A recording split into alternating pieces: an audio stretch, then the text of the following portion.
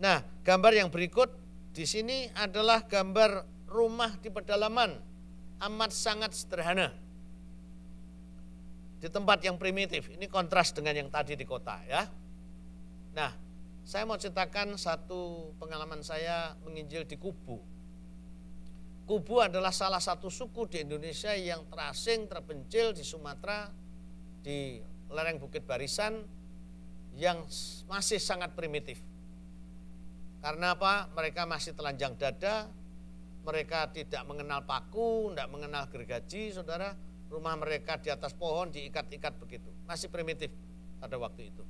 Mereka tidak mengenal 17-an, sehingga saya dipesan oleh Pak Lurah dari kampung yang terdekat, tolong sadarkan mereka tentang 17 Agustus. Ya, tapi tugas saya yang utama bukan itu, saudara. Saya memberitakan Injil. Tetapi setelah sampai di perkampungan mereka, saya juga jadi bingung. Saya baru sadar, loh, saya jauh-jauh jalan kaki 100 km, saudara. Belum pernah saya jalan kaki sejauh itu. 100 km jalan kaki.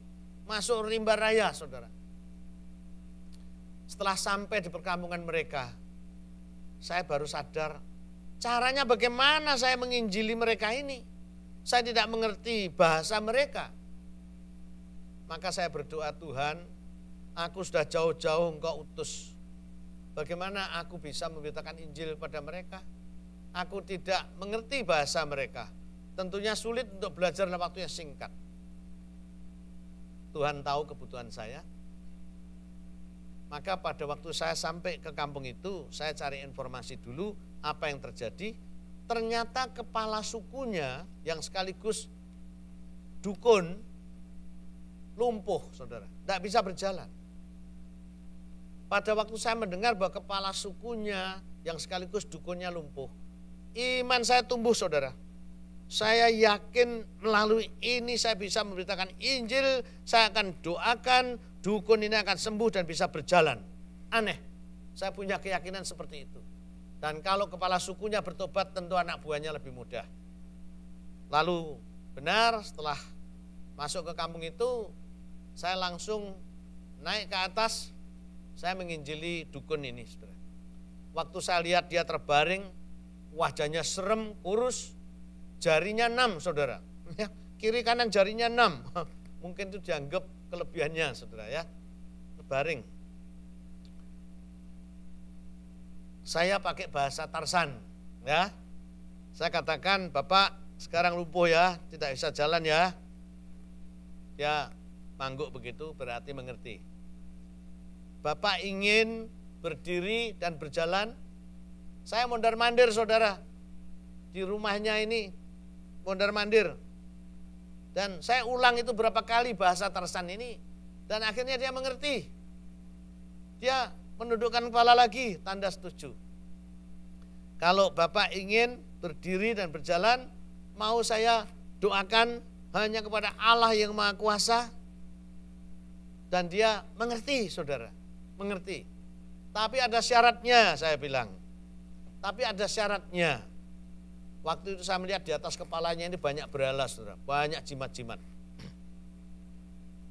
Lalu saya katakan syaratnya ini dibuang. Ini dibuang, hanya percaya Tuhan saja. Saya doakan dalam nama Yesus, nanti bangkit dan jalan. Aneh, saudara. Saya kok berani bicara begitu? Belum pernah saya. Dan saudara tahu, pada waktu terjadi doa pelepasan, saya mengalami tanda. Nah, ini tanda-tanda ya, yang seperti Yesus lakukan. Ribuan setan masuk ke babi. Ingat cerita itu? Nah, ini pada waktu kami mau doa pelepasan, belum sampai berdoa, saudara. Konsentrasi kami sudah diganggu. Puluhan anjing entah dari mana itu, saudara. Datang berkerumun, bertengkar satu dengan yang lain. Akhirnya saya minta tolong anggota tim yang lain, orang Ambon, Hendrik namanya. Saya tak tolong, Pak Hendrik, kita bagi tugas. Saya mau melayani Bapak ini, kamu tengking anjing itu. Lalu ajaib, saudara. Hendrik keluar menengking anjing itu dalam nama Yesus, itu bisa lemah, saudara, tenang. Lalu saya yang di dalam bisa berdoa, baik Pak, sekarang serahkan itu lalu dia suruh saya ngambil sendiri jimat-jimatnya. Wah, isinya macam-macam saudara, kotor sekali. Lalu saya doakan dalam nama Yesus bangkit berjalan. Bangkit dan berjalan saudara. Gak usah menunggu berapa menit, langsung bangkit berdiri dan berjalan. Haleluya saudara. Langsung apa yang terjadi saudara? Saya katakan kalau gitu Bapak turun, beritahu kesembuhan Bapak ini kepada ini suku-suku yang lain, anggota yang lain. Nanti kumpul malam kita kebaktian gitu saudara ya. Mereka tidak ngerti KKR, sudah pokoknya saya suruh kumpul gitu saudara ya.